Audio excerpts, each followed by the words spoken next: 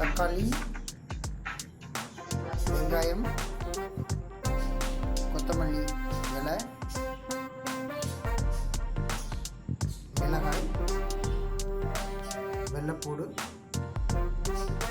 இஞ்சி, உளுந்தம்பருப்பு, தொலி உரிச்ச உளுந்தம்பருப்பு. டோட்டலாக தக்காளி சட்னி செய்கிறதுக்கு இந்த ஐட்டங்கள் தேவைப்படும்.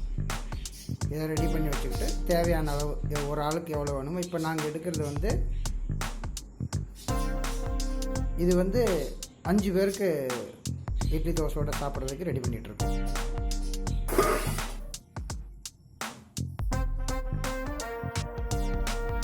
தேவையான அளவு எண்ணெய் ஊற்றிக்கணும்.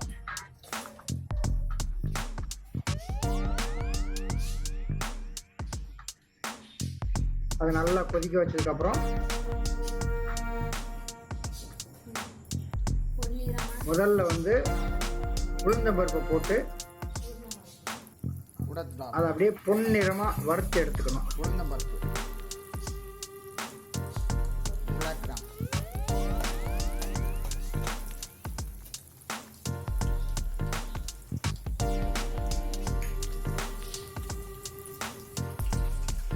இஞ்சியை நல்லா சின்ன சின்ன துண்டு துண்டாக நறுக்கி ரெடி பண்ணி வச்சுக்கிட்டு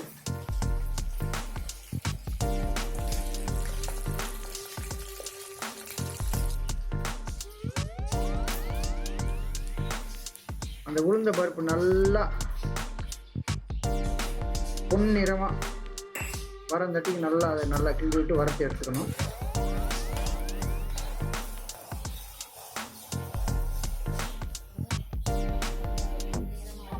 இது சரியான பருவம்.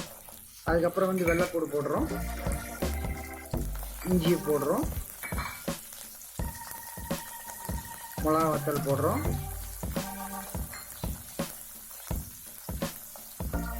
அதுவும் நல்லா ரேஸாக அப்படியே வறுத்துக்கிறோம். அது ஒரு அளவுக்கு நல்லா வறுத்து எடுத்த உடனே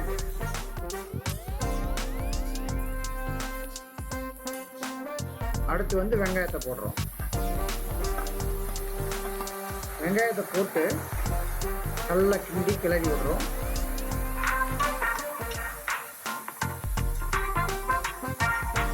அதுவும் நல்லா ஓரளவுக்கு நல்லா வறுத்ததுக்கப்புறம்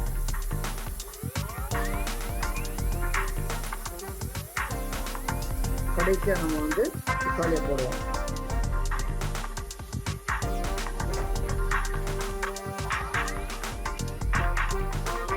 தேவையான அளவு உப்பு எடுத்துக்கணும்.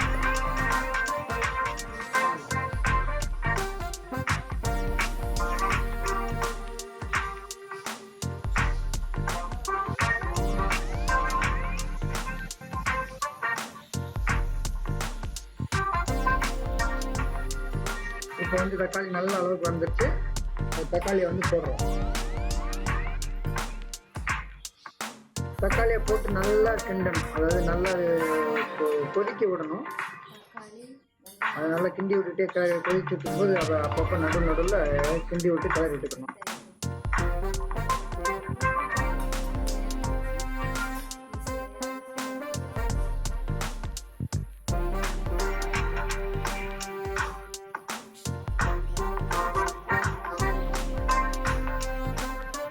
ஓரளவுக்கு இப்போ தக்காளி வந்துடுச்சு.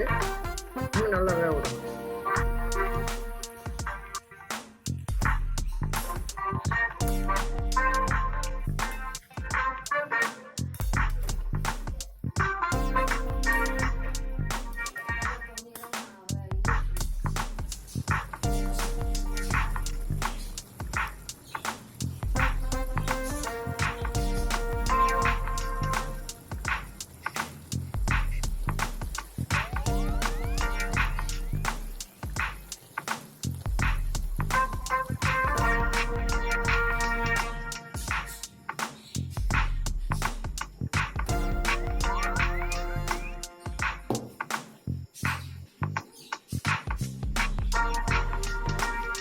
நல்லா வெந்ததுக்கப்புறம் அப்படியே எடுத்து கீழே வச்சு ஒரு 10 நிமிஷம் இல்லை 15 நிமிஷம் நல்லா ஆற விடணும்.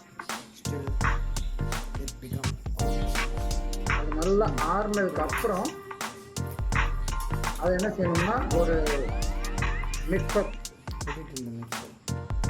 கிரைண்டரில் எடுத்துக்கணும்.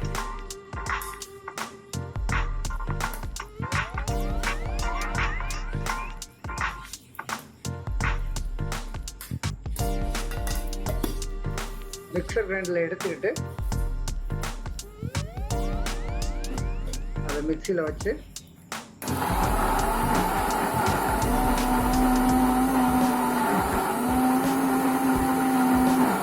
நல்லா அரைச்சி எடுக்கணும்.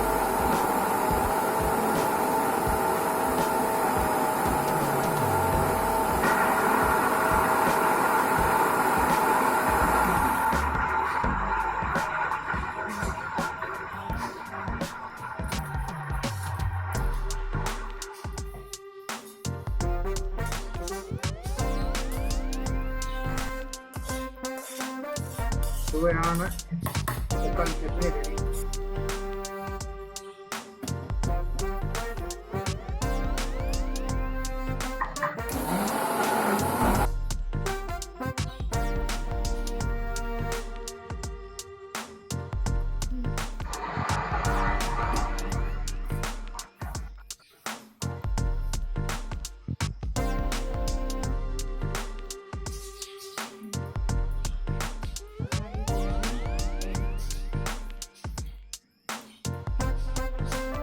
டேஸ்ட்டுக்கு வந்து புதினா போட்டுக்கலாம்.